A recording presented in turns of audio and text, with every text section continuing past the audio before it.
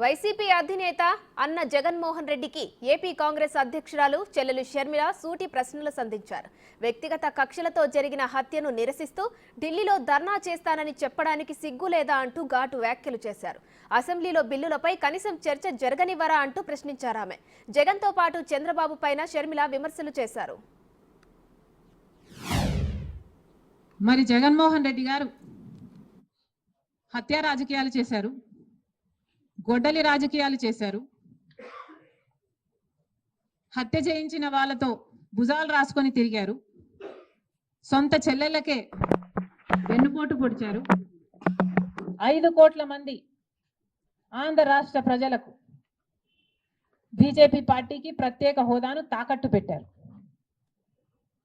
ఈరోజు జగన్మోహన్ రెడ్డి గారు ఢిల్లీలో ధర్నా చేస్తారా?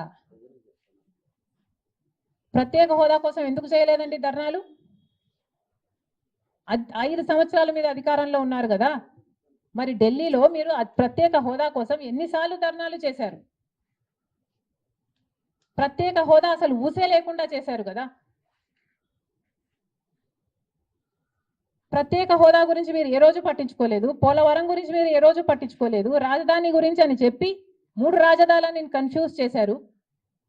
ఆఖరికి కడప స్టీల్ ఫ్యాక్టరీని కూడా మీరు పట్టించుకోలేదు. విశాఖ స్టీలు మన రాష్ట్రానికే తలమానికం అయినా అమ్మేస్తామన్నా కూడా పట్టించుకోలేదు. ఈరోజు మాత్రం ఢిల్లీకి వెళ్ళి ధర్నా చేస్తారట. మీ కార్యకర్తను చంపేస్తే ఢిల్లీకి వెళ్ళి మీరు ధర్నా చేస్తున్నారే, మరి మీ సొంత చిన్నాన్నను చంపేసినప్పుడు మీరు ఢిల్లీలో ఎందుకు ధర్నా చేయలేదు న్యాయం కోసం? జగన్మోహన్ రెడ్డి గారు సమాధానం చెప్పాలి.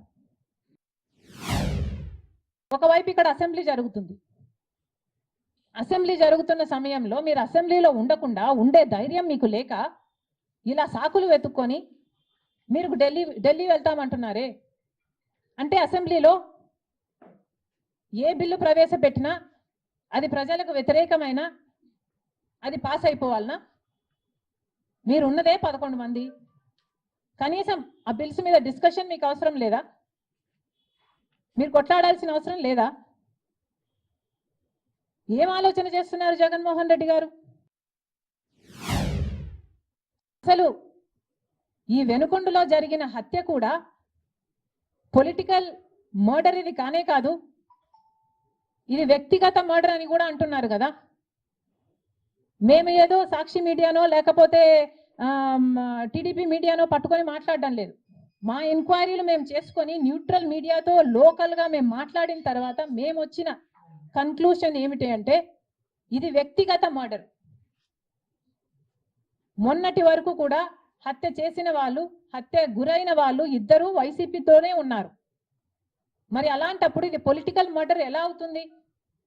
ఈ పొలిటికల్ మర్డర్ అని మీరు చెప్పి మీరు ఢిల్లీకి వెళ్ళి పోలీసులను కూడా అడుగుతున్నాం, నడి రోడ్డు మీద ఇలా హత్యలు చేసుకుంటుంటే పోలీసులు ఏం చేస్తున్నారు?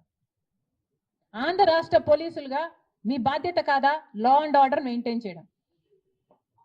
ముఖ్యమంత్రి గారు, డిప్యూటీ ముఖ్యమంత్రి గారు చంద్రబాబు గారు, పవన్ కళ్యాణ్ గారిని కూడా ప్రశ్నిస్తున్నాం. మీ హయాంలో నడి రోడ్డు మీద ఇలా మర్డర్లు జరిగితే మీరు బాధ్యులు కారా? మీకు ఆపాల్సిన బాధ్యత లేదా?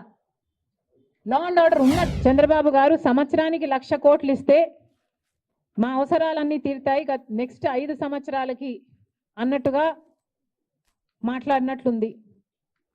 కానీ చంద్రబాబు గారిని ప్రశ్నిస్తున్నాం, సంవత్సరానికి 1,00,000 కోట్లు అంటే 5 సంవత్సరాలకు 5,00,000 కోట్లు ఇస్తే ఎలా సరిపోతుందో చంద్రబాబు గారు ప్రజలకు వివరించాల్సిన అవసరం ఉంది. ఎందుకంటే కాంగ్రెస్ పార్టీ విభజన రోజున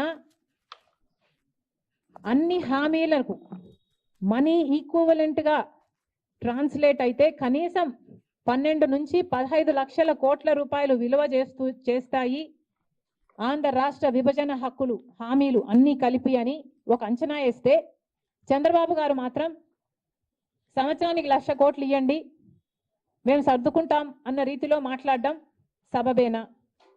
మనకు రావాల్సిన డబ్బుల్లో, మన రాష్ట్రానికి రావాల్సిన డబ్బుల్లో ఏ ఒక్క రూపాయి అయినా మనం ఎందుకు పోగొట్టుకోవాలి? చంద్రబాబు గారు, బీజేపీ సమాధానం చెప్పాలి. స్పెషల్ ఎకనామిక్ ప్యాకేజెస్ కింద మీరు ఎంత ఇస్తున్నారో క్లారిటీ ఇవ్వాల్సిన అవసరం ఉంది ఈ బడ్జెట్లో.